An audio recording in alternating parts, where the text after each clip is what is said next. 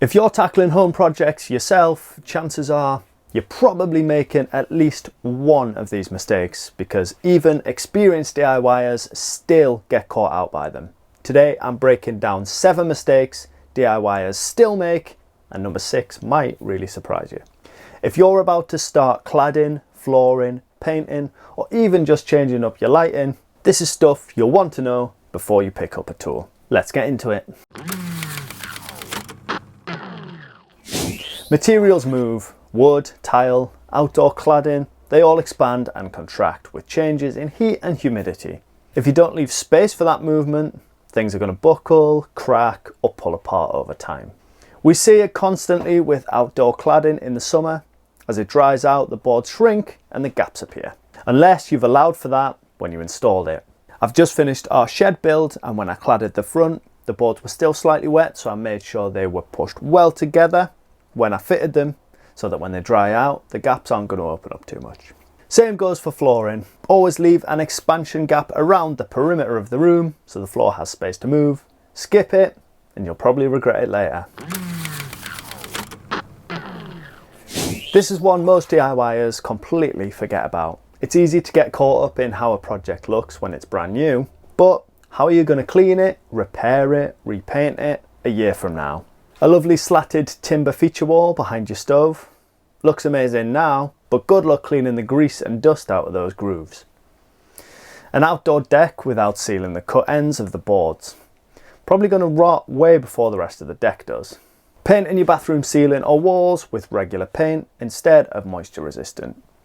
You're most likely going to be scraping it off when it starts to peel within a year. Good DIY is about what it's going to look like after 2 years, not 2 days. Lighting can totally transform how a room feels, and so many people get this wrong. It's not just about brightness, colour temperature matters too. Use bulbs that are too cool in a living room, it feels like a hospital. Too warm bulbs in your home office, you're going to be falling asleep by lunchtime. Match the colour temperature to the room's purpose. Warm light for relaxing rooms, neutral light for kitchens and bathrooms, and then cooler light for work areas.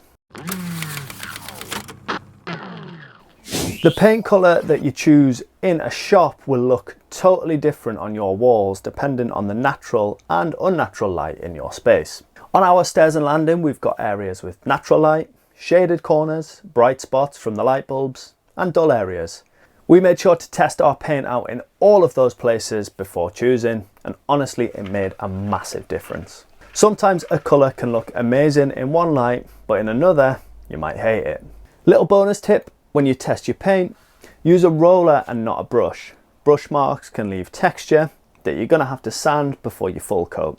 So test it how you plan to apply it.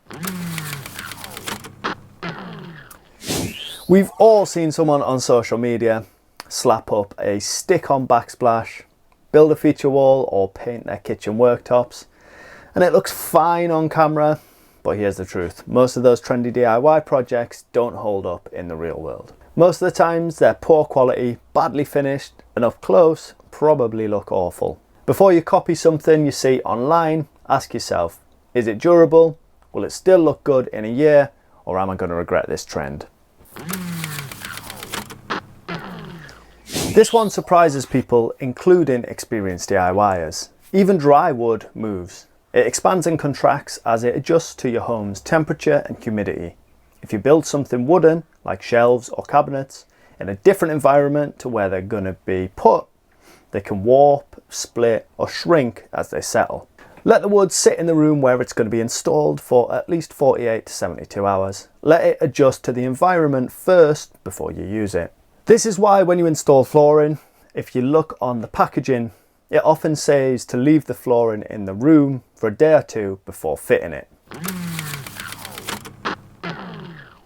If you're laying floorboards, laminate or wall cladding, do not line up your seams. It weakens the entire structure, and to be honest, it looks terrible. Stagger your seams by at least 6 inches from the row above. It makes the surface stronger, spreads out the pressure points, and it looks a million times more professional. It's one of those tiny details that separates DIY disasters from solid, pro quality work. Alright, those are the 7 mistakes DIYers still make, and hopefully a few of those surprised you. If you've made one of those mistakes before, you're in good company. I've definitely learned a few of these the hard way. There's plenty more mistakes for us all to make, but it's the best way to learn. If you found this one helpful, you might like my 10 tools I wish I'd bought sooner video. It might just help you save some time, stress, and a little bit of money on your next project.